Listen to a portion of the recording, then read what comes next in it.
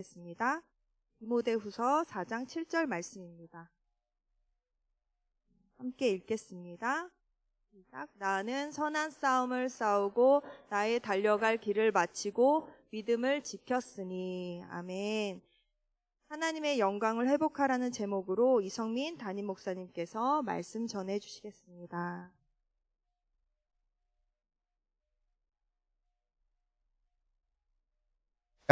우리 하나님께 다시 한번 영광의 박수 올려드리겠습니다.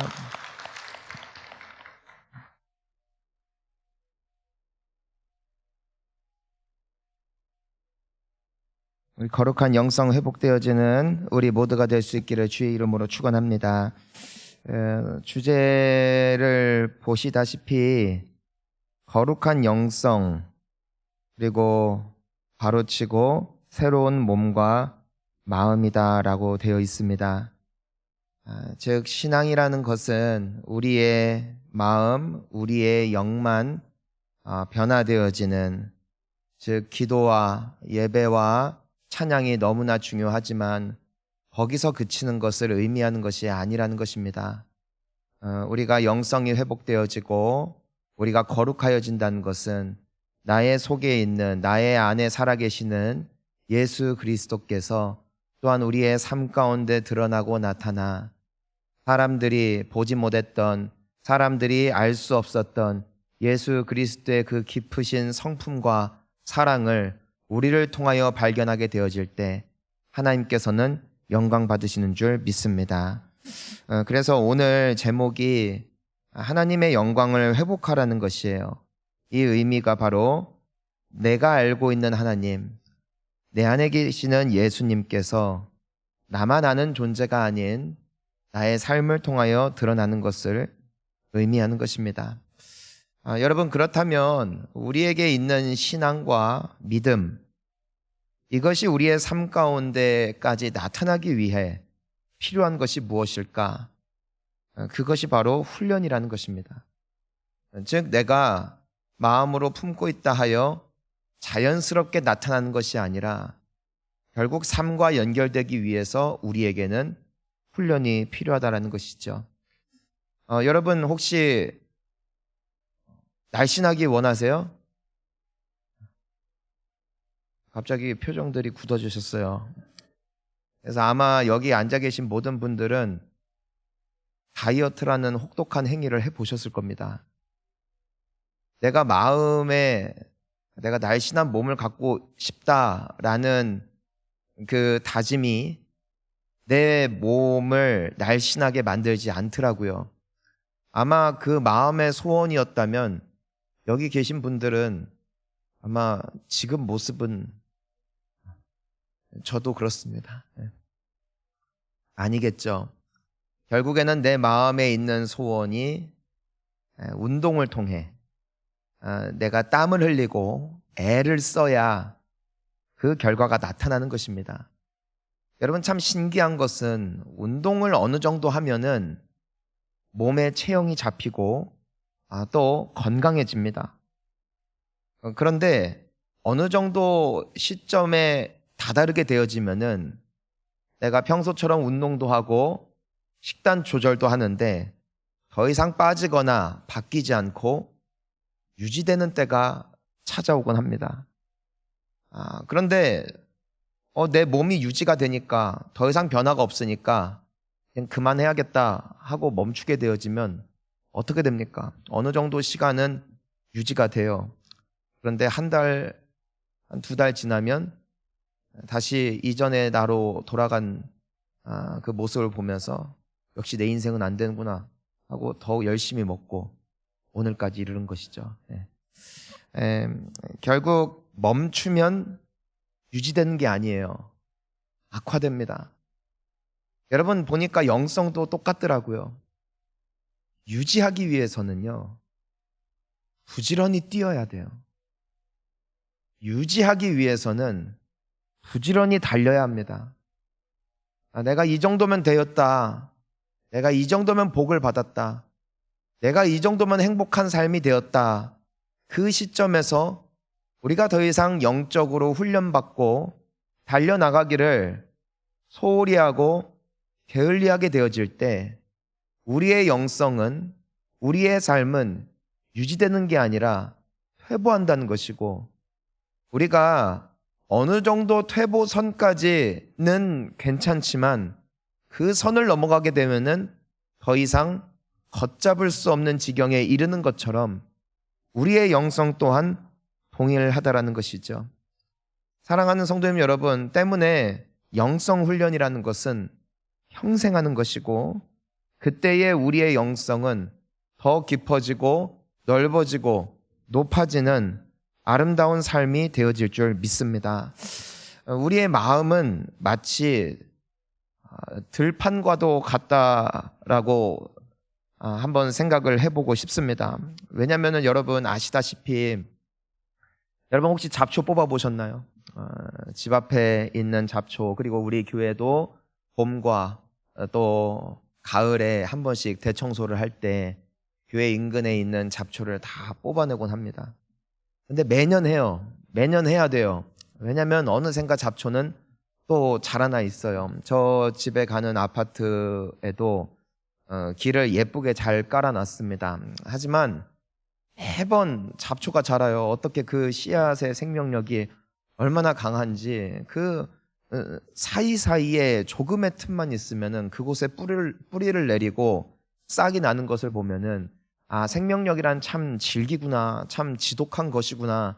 그래서 매번 정기적으로 제초 작업을 하지 않으면은 땅이 황폐해지고 더 이상 아름답게 유지되지 않는 것을 보게 되어집니다. 근데 우리의 삶이 그렇다는 것이에요. 우리의 마음이 동일하다는 것입니다. 여러분, 예레미야서 17장 9절 말씀을 보니까 이렇게 기록이 되어 있어요. 함께 읽어볼까요? 만물보다 거짓되고 심히 부패한 것은 마음이라 누가 능히 이를 알리오마는. 한때는 굉장히 아름다운 가능성을 보였던 사람들이 있어요. 신앙이 성장해 나가고, 때문에 그 맛에 더 기도하고 더 예배드리고 사모하는 마음으로 나아갈 때 너무나 삶이 아름답게 바뀌는 것이죠. 그러면 신앙생활 할 맛이 나요. 운동도 효과가 있을 때 할 맛이 나지 않습니까?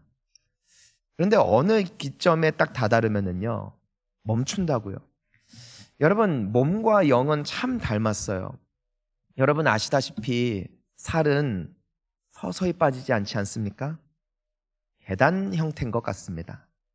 당분간은 동일하게 유지되다가 계속해서 하다 보면은 어느 기점에 다다르면 효과가 확실하게 나타나요. 살이 막 빠져요. 그러면 더 열심히 해요. 어느 시점에 딱 다다르면 또 멈춰요. 그러면은 보통 다 이루었다. 멈추면 다시 역행. 하지만 그럼에도 끝까지 계속해서 관리를 하면은요, 또 계단이에요. 어느 기점에 딱 다다릅니다. 그러면 또 효과가 확 눈에 보여요. 그럼 그 재미에 또 가는 것이고. 여러분, 영성은 참 비슷해요.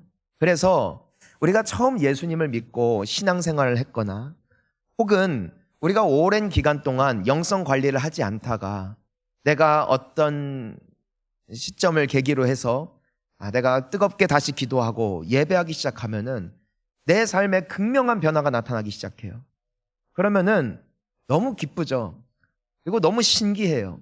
막 간증을 하러 다니고, 그래서 처음 예수님을 믿는 분들의 모습을 보면 참 기분이 좋습니다. 그런데 문제는 무엇이냐면은 때가 되면 소강 상태일 때가 반드시 온다는 것이죠. 난 이전처럼 간절히 사모하고, 이전처럼 간절히 기도하고, 이전처럼 간절히 예배하는데도 내 삶의 변화가 나타나지 않는 것 같은 거예요. 마치 처음 예수님을 만났을 때에는 일어났던 큰 역사와 기적들이 더 이상은 내 삶 가운데 무의미한 것이구나라는 생각이 들 만한 때를 우리 모두는 경험해 보았다는 것입니다. 거기에서 우리는 두 가지 갈림길에 서게 돼요. 유지할 것인가, 멈출 것인가. 저는 사랑하는 우리 모든 여성분들, 남성분, 저 포함하여 모두가 끝까지 정진해 나갈 수 있기를 주의 이름으로 축원하는 것입니다. 그래야 삽니다. 그래야 유지됩니다. 그래야 깊어진다는 것입니다. 때가 이름에 거둘 줄 믿습니다. 눈물로 씨를 뿌리는 자는 기쁨으로 단을 거둘 줄 믿습니다. 멈추면 퇴보하는 거예요. 하지만 오늘 나오신 여러분들을 축복합니다.